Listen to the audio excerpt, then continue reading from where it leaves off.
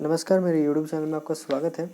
दोस्तों, मैं बता दूं कि यूपीएससी का जो एग्ज़ाम हुआ था वो 10 अक्टूबर को हुआ। ठीक है, 2 शिफ्टों में। पहला शिफ्ट में जीएस पेपर 1 था और दूसरा में पेपर 2 था।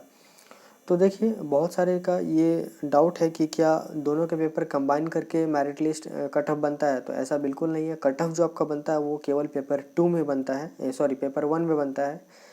जबकि पेपर 2 जो है यानी सीसेट का पेपर जो है वो क्वालिफाइंग है। उसमें आपको 33% लाना होगा, यानी 200 नंबर में से आप अगर 66 नंबर लाते हैं, 66 नंबर लाते हैं तो आप सीसेट में पास कर जाओगे, यानी क्वालिफाई हो जाओगे। लेकिन पेपर 1 पास करने के लिए आपको मेरिट लिस्ट में आपका नाम आना ज़रूरी है। ठीक है, मेरिट लिस्ट में आपका नाम आएगा तभी आप ये हो पाओगे, क्वालिफाई कर पाओगे मेंस के लिए। ठीक है, तो जो जो कट ऑफ जो बनता है वो पेपर 1 के लिए बनता है।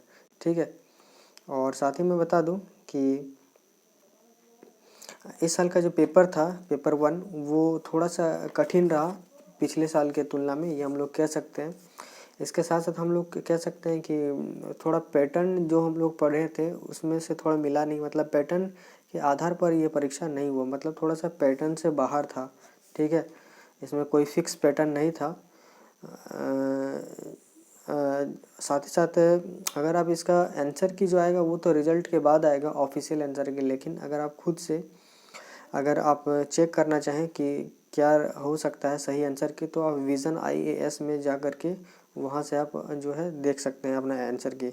इसके अलावा अगर हम लोग बात करें कि ऑफिशियल आंसर की कब आएगा और रिज़ल्ट कब आएगा, तो देखिए सबसे पहले तो रिज़ल्ट आता है और रिज़ल्ट आने के बाद ऑफिशियल आंसर की आता है।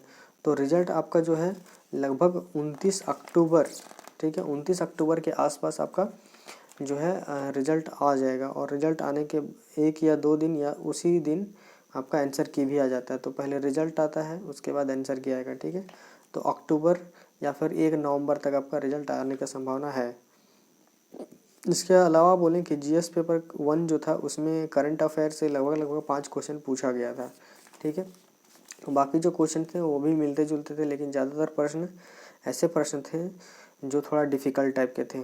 ठीक है, और इसके साथ साथ अगर कट ऑफ का हम लोग बात करें तो इस साल का जो कट ऑफ जाएगा जनरल कैटेगरी के लिए वो 200 में से आपको, मतलब कट ऑफ तो आपका पेपर 1 के लिए बनता है, तो आपका 200 में से लगभग आपका 92 से 98 नंबर लाना होगा। 200 नंबर में से 92 से 98, या फिर मान के चले कि 100 से ऊपर अगर आपका आ रहा है तो चांसेस बनता है कि आप पेपर 1 का कट ऑफ आप पार कर जाएं। और साथ ही साथ सीसेट यानी पेपर 2 में आपको 66 नंबर लाना होगा, जो मैंने आपको पहले बताया, तभी आप मेंस में जा पाएंगे।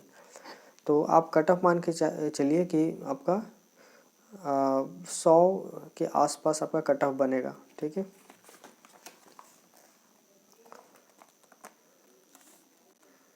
इसके अलावा अगर हम लोग बात करें कि इसका मेंस का एग्ज़ाम कब होगा, तो रिज़ल्ट तो आपका आ जाएगा अक्टूबर लास्ट में। तो आपके पास बचेगा नवंबर दिसंबर, यानी लगभग 2 महीना आपके पास मेंस के लिए बच जाएगा। क्योंकि मेंस का जो एग्ज़ाम होगा वो 7 से लेकर 16 जनवरी तक होगा। 7 जनवरी से लेकर 16 जनवरी तक आपका मेंस का एग्ज़ाम होगा।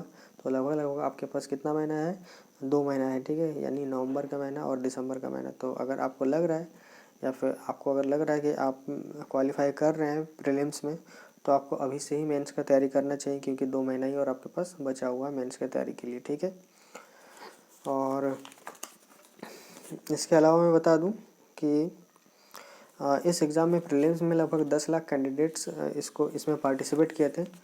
लेकिन जैसा कि पता चला कि प्रेजेंटेशन जो था वो बच्चा का प्रेजेंटेशन एग्ज़ाम में 50% से भी कम गया है। यानी अगर किसी क्लास में अगर बैठने के लिए 100 बच्चे थे तो 100 बच्चे पूरे नहीं पहुँचे, लगभग उसमें से 40 से 45 बच्चे ही पहुँचे थे, बाकी एब्सेंट थे। ठीक है, तो ये था जो मैंने आपको बताया। ठीक है,